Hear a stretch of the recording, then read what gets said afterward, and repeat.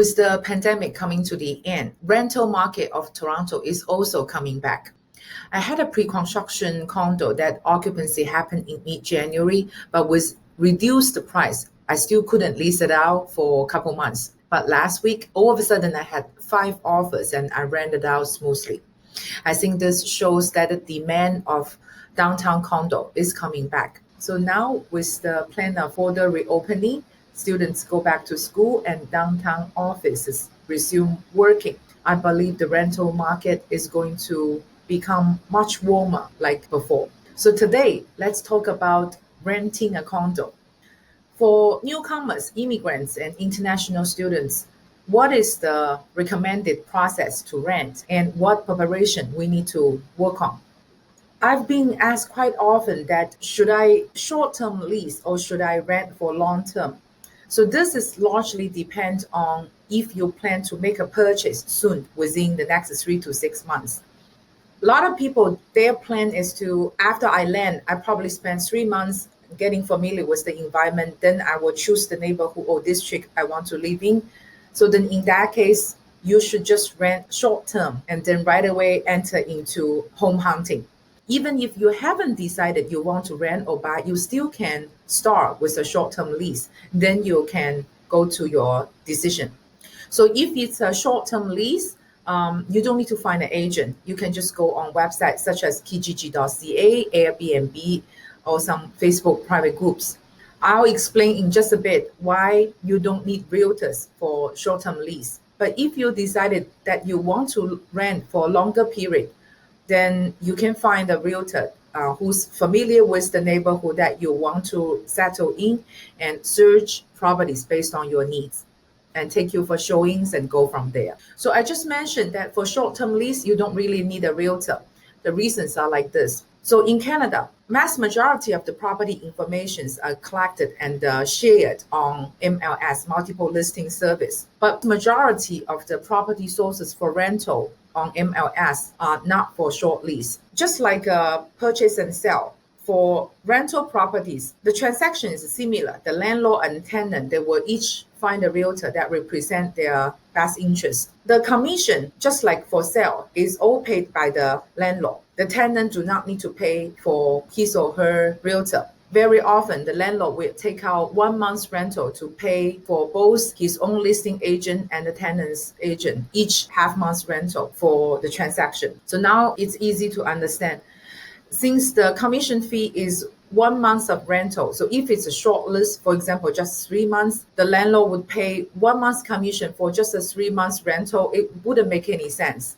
So as a result, a lot of those short-term leases, landlord would just post by themselves on all sorts of different websites or apps and try to rent it out without commission of a realtor. So that explains if you're a tenant who wants to rent shortly, you can just search for properties by yourself on internet and directly deal with the landlord. Okay, so then let's talk about the long-term lease. Let's first understand how local residents prepare for long-term lease application. So if you're local residents and you're very established, you have a regular job, and then what you need to submit would be first your credit score. The credit score ranks from 0 to 900.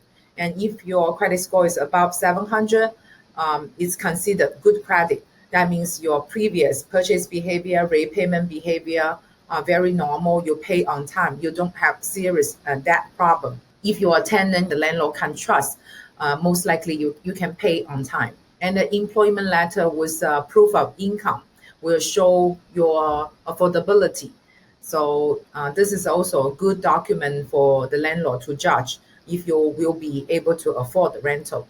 Previous landlord's recommendation letter is not necessary, but if you could provide, it's definitely a plus because your record, your history record shows if you could pay rent on time, and that's a very good reference. When you have a good credit score, an employment letter with a high salary and previous landlord's recommendation letter, then very often the landlord would be happy for you to just pay 2 months ahead. First month is for you to move in immediately. You enjoy the first month's rental, and the last month will be used as a deposit. And each of the following months, you just pay on that month. But if it's for new immigrants or international students, since you won't be able to provide any credit record, you have never lived there, so you cannot show your pattern of repayment.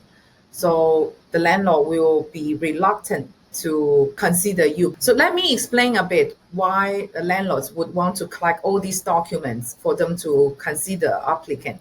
Because in Canada, the law really protects the tenants.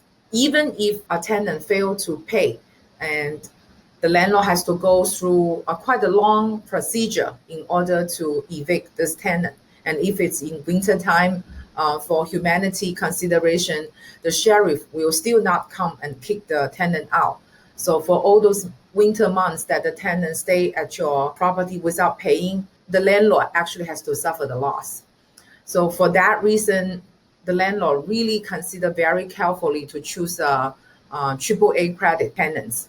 But for newcomers and international students, because we won't be able to show the credit, we don't have any repayment history here. So in a situation like this, it is recommended that the newcomers or foreign students voluntarily to say that I want to pay 6 months or even 1 month ahead of time. This will reduce the concern of the landlord. So our application will be preferred and will be considered. So of course, this is in a situation when the demand is higher than supply. But right now it's COVID, so the situation might be a bit different. It's probably the tenants market, but otherwise, even it's a balanced market, newcomer can use this methodology to get our application accepted. Okay, one more question that I get asked a lot is that when should I start to search for rental properties? The answer is just 2 to 3 weeks prior to your planned lease start date. You do not need to start searching a month or 2 months ahead, because here in GTA, a lot of times the rental properties are vacant. So if you like, you pretty much can start lease the second day.